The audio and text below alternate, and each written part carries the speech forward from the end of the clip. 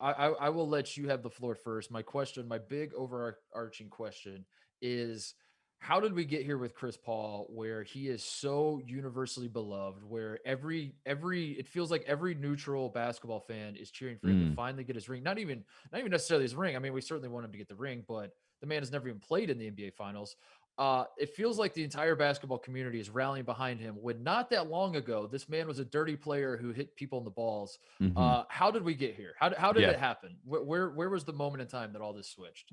I do feel like Chris Paul is this generation's Isaiah Thomas, right? Where in the sense of he is so likable, he kind of checks all the boxes. He is, the all-American kid, right? And he, his first story that we all got to the world was his grandpa is fatally shot. He, scores his grandpa's age.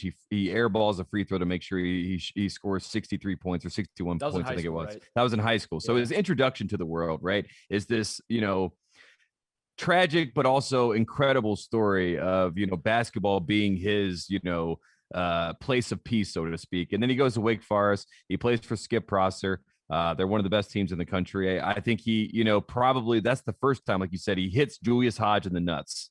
What's the And that, story behind that? Because well, did you ever watch Julius Hodge play? He deserves to get hit in the nuts. yeah. You know what I mean? Julius Hodge was literally like he was an instigator on the court. He was trying to bait you into these things. And Chris Paul saw a moment. He had a moment of We should do. weakness. We should go like we should go relitigate dirty plays and decide Yes. whether they were justified or Well not. And deserved. Yeah. Yeah. Yeah. we just watch. Like, yeah, Chris Paul punched him the balls. He deserved it. Grayson Allen, that trip. No, that was a dirty play. The other trip though, Mm-hmm. that one was actually Santa Ana, the yeah. Santa Ana trip, like Santa Ana was doing some dirty things to Grace Noun. So you're like, you kind of give him the I get benefit of that the one. doubt. Yeah, Yeah. I'm on You're his like, side with okay. that one. Yeah. Brad Like, Davison stepping under a guy's foot. Don't really love it, but also ooh. rivalry game, so I allow it. Yeah. Yeah. And also, if you're a Giannis fan, you're like, very Brad Davison, very That's Wisconsin from move. Wisconsin. Very Wisconsin move. So Chris Paul's whole story, I should say, like that's the duality, the dichotomy. He goes to the NBA, goes to New Orleans. He's in this kind of situation where everyone thinks. I think people forget this. Darren Williams was the better point guard, right? Titus, Mhm. you watched I basketball, remember, yeah. 15 years ago, and like some people that talk Well, about in it fact, now. they play. They played each other in 2005. It would have been 2005. Yeah. That was Illinois' introduction to Mm, America. That we are the best team. Like we are. yes. Wake Forest is ranked number one in the country. They play. If memory serves, they play in Champaign, and Hmm. Illinois runs them off the floor. And I don't remember the Darren Williams versus Chris Paul matchup per se, but Illinois wiped the floor with Wake Forest, and that was like their Yep. introduction to America. Like, we're Yep. not to be messed with, and then they go on their run, as we all remember, right? Yeah, exactly. And also Chris Paul, when he gets into the NBA, there's Raymond Felton, there's Darren Williams, there's all these other point guards. And he's always, even though he was, I think, the entire time the best point guard, there were all these conversations that were happening. Was he better than Darren Williams? And Darren Williams is playing for, Coach Sloan out in Utah, and they're having, these head-to-head matchups. And Darren Williams would always somehow play better than Chris Paul, and he had a little bit of a size advantage. So by 2008, 2009, America says Chris Paul is second to Darren Williams. Darren Williams then goes to Brooklyn.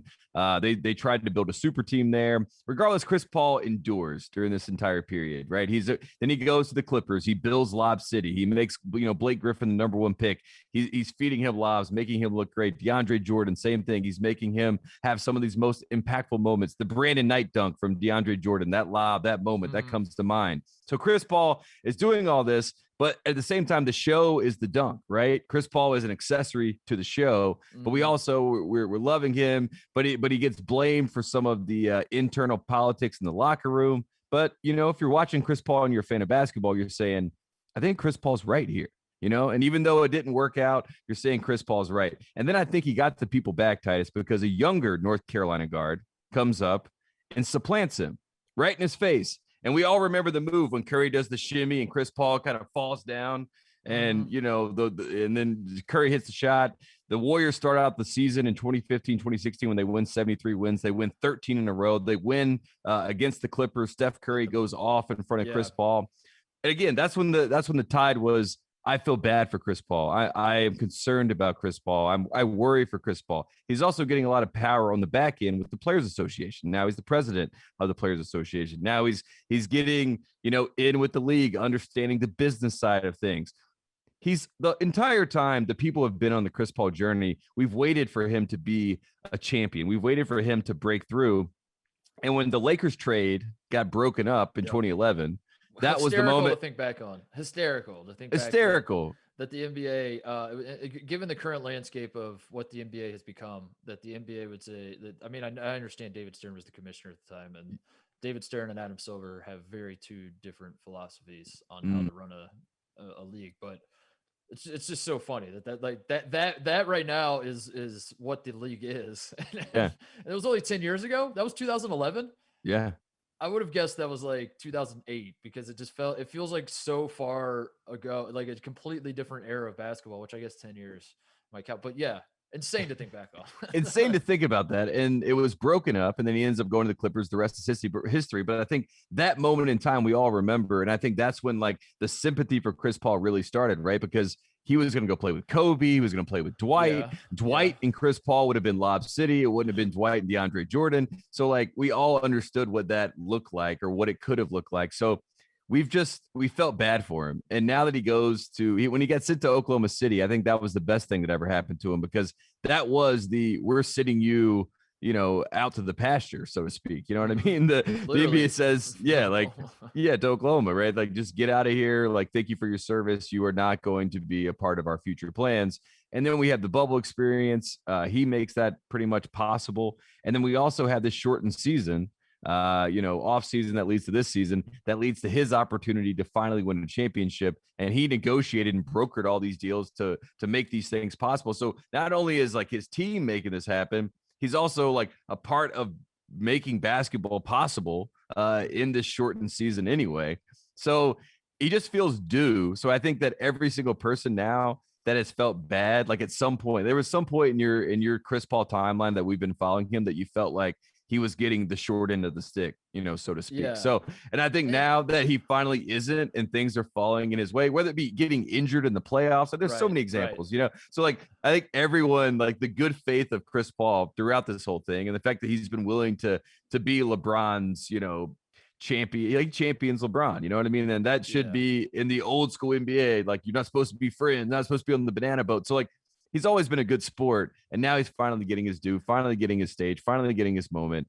And I think that's why all the journalists and all the people that love storytelling and narratives and all that sort of stuff are like, I got to give him his due. And then you got your Ryan Russillos of the world who have just always loved Chris Paul. I've always called him the point guard. You know what I'm saying? That are just gung-ho over, and they're like, finally, I feel validated because this guy plays the position like I understand it, or like it was taught to me when I first started watching basketball. I don't remember Chris Paul having a ton of haters per se. I don't remember like a contingent of people that like were laughing at his demise all the time. Never. I don't think ever. Never. But I do think, as you hit a lot of the notes of a point I would make, is that as guys go through their career and you get to the twilight of the career, if you've not won a ring, it's very easy to even if you didn't love the guy, which again, I don't think anybody was like, I'm explicitly cheering. Like, I don't care who wins in the playoffs as long as Chris Paul doesn't win. I don't know if anyone's ever been like that with the guy. I don't think anyone's ever said that. But there have been people that like don't love him. There have been people that are, I don't think you can win with that guy. Like, he just kind of is out there. If you don't really pay attention, you're like, Chris Paul, he just kind of dribbles around out there,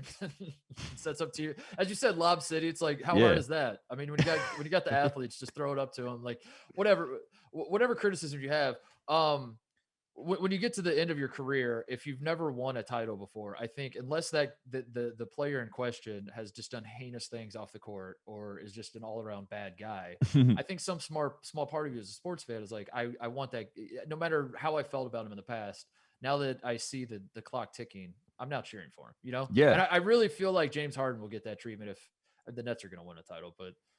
He'll win a title with the Nets, but like, fast forward James Harden career, as much as people shit on that guy and don't love watching him play and all that, I really do feel like a 35-year-old James Harden has not won a title yet.